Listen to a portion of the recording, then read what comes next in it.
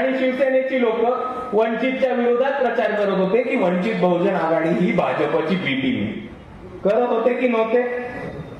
त्याच्या पुढे काय झालं सांगतो मी. ऑलरेडी यांचा अर्धा पक्ष फुटला आणि भाजपमध्ये जाऊन बसला, तरी यांचं वंचित बहुजन आघाडीला बी टीम म्हणणं चालू होतं. दुसऱ्या बाजूला 2024 मध्ये विधानसभा झाली, 2024 मध्ये लोकसभा झाली. 2024 मध्ये निवडून आलेले उद्धव बाळासाहेब ठाकरेंचे 6 खासदार 2026 उजाडायच्या आत भाजपमध्ये निघून गेले. आज काही आमदार भाजपमध्ये जाण्याच्या मार्गावरती आहेत.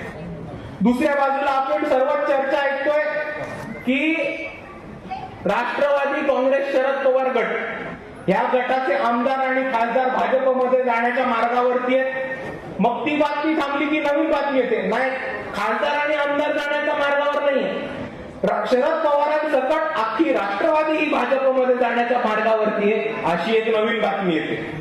मग त्याच्यानंतर अजून एक बातमी आपल्या सर्वांसमोर येते की रात्री 12 वाजता एक बैठक होते, ती 2 वाजेपर्यंत चालते आणि त्या बैठकीमध्ये उद्धव बाळासाहेब ठाकरे आणि देवेंद्र फडणवीस रात्री 2-2 वाजेपर्यंत चर्चा करतात.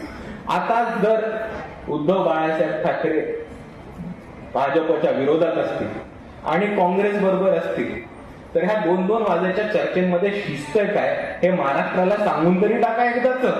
तुमच्यावर विश्वास ठेवायचा की नाही ठेवायचा, आणि विश्वास ठेवायचा की नाही ठेवायचा वरनं माझ्या पुढचं लक्षात आलं की मागच्या महिन्यात महाराष्ट्रामध्ये एक लग्न झालं होतं आणि ते लग्न बरंच गाजलं होतं आणि ते बरंच चर्चेत आलं होतं.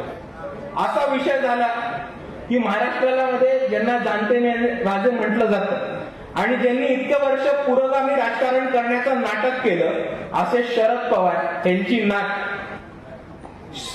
खासदार सुप्रियाताई सुळे यांची मुलगी यांचं लग्न होतं सारंग लखानिया यांच्याशी. तर सारंग लखानिया कोण आहेत, तर लखानिया परिवार